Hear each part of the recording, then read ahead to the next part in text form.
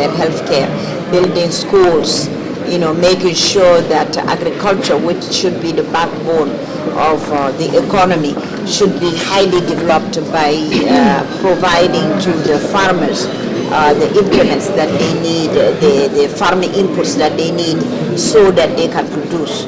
So it has been a mismanagement, but I can say today I am very happy that our new government, which is, I don't know if you know about this, is since Guinea has been Guinea, since we got our independence in 1958, it is the only government that has been elected democratically.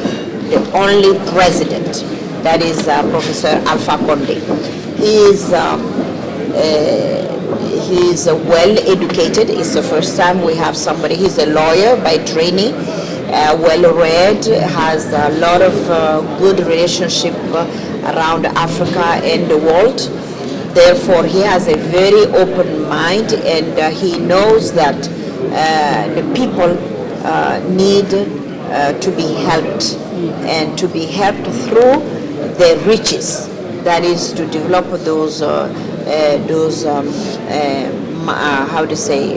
resources, so that we can increase our revenues, therefore our living conditions.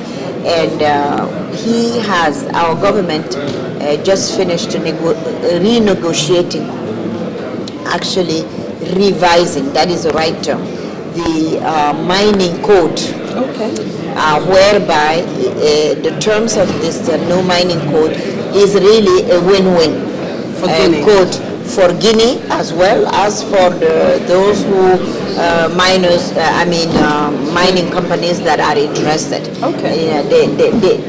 I think it is just this manner because in the code, for instance, we are saying that after a certain number of years, I believe 5 years, if you are mining bauxite, you must transform a certain percentage of the bauxite right in Guinea, so that it will have some value added, and it will create jobs, and the infrastructure will also belong to Guinea. Right. So then, does that mean, because one of the things that's plaguing Africa, with all the resources that most of the countries in Africa has, one of the things that plagues us is a lack of industries. That's right. So does that mean now, from what you've just said, yes, that Guinea is going to begin to build industries? Absolutely. That can now carry forth, generating employment for Guinea, for people of Guinea? Yes. What are the plans on that? Yes, we in the mining sector area, the fact that our mining code states that any mining company must process a portion of the goods that it will extract from the country by constructing a plant, a processing plant that is already the expansion of the industry. Okay, so that is that. Apart from that, we are going to develop other small size industries as well as big ones, especially in the manufacturing and food sector. Okay. Manufacturing and food sector. Excellent. Right. Now, let's come back to UNIDO.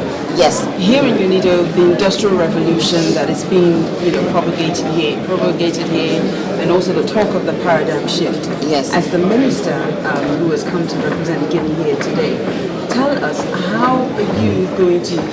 what are you going to take from this to help the Guinea economy?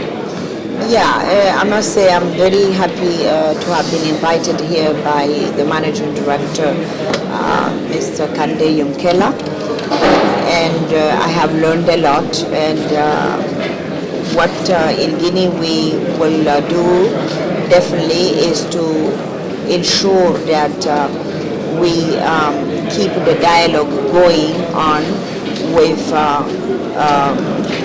organizations, development organizations, donors, through UNIDO. Through UNIDO, I insist, because it is very important that we all LDCs, that we try to structure better the dialogue instead of letting donors and development organizations decide when they go to X country and what they're going to do in X country, especially when it has to do with industrialization. I think we have to look up to UNIDO to help us structure the dialogue so that the triangular dialogue so that it can go on. And in Guinea, for instance, what we will do immediately is to, through UNIDO, is to get the roster of organizations that have excelled in a certain area, for instance, food processing,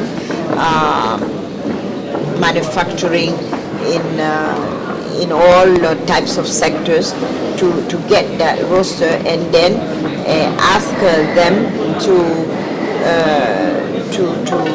to serve as an intermediary so that we can sign MOUs, memoranda or understanding with these organizations to see how they can provide us technical assistance and also financial assistance. Excellent. Very quickly, because my time is up. Okay. Very last question, and I have to be quick on this. Yes. Are you going to also take some of the agro business that UNIDO is talking about? Will that be implemented? Because you talk about food processing. Yes, absolutely, absolutely. We are following on the Istanbul Program of Action. Okay. Right, the 3ADI. So Guinea will be following that program and will ensure that it is implemented the way it should be. You know, we are focusing on 8 areas of the Istanbul Program of Action. So how long is your term of office? How long? Yes, is your term of office? Well, I don't know. For 4 years, 5 years? No, our president is elected for 5 years. 5 years. Yes. So in 5 years' time, when we come to Guinea, yes, we hope to see a lot of improvement. Absolutely. Thank you very much.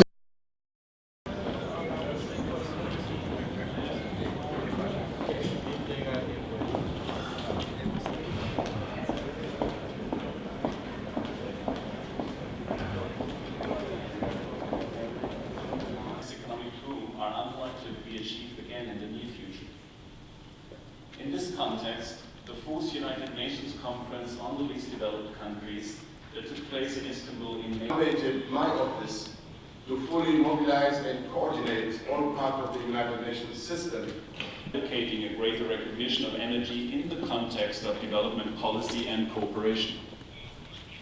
Energy and development is also one of the thematic focus areas of our development cooperation with UNIDO.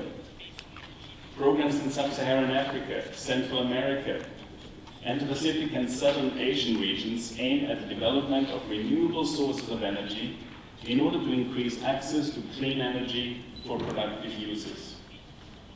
We strongly support the initiative for universal access to energy by 2030.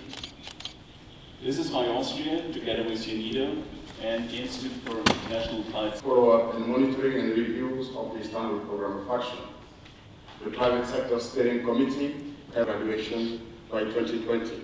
Let us work together to achieve this goal.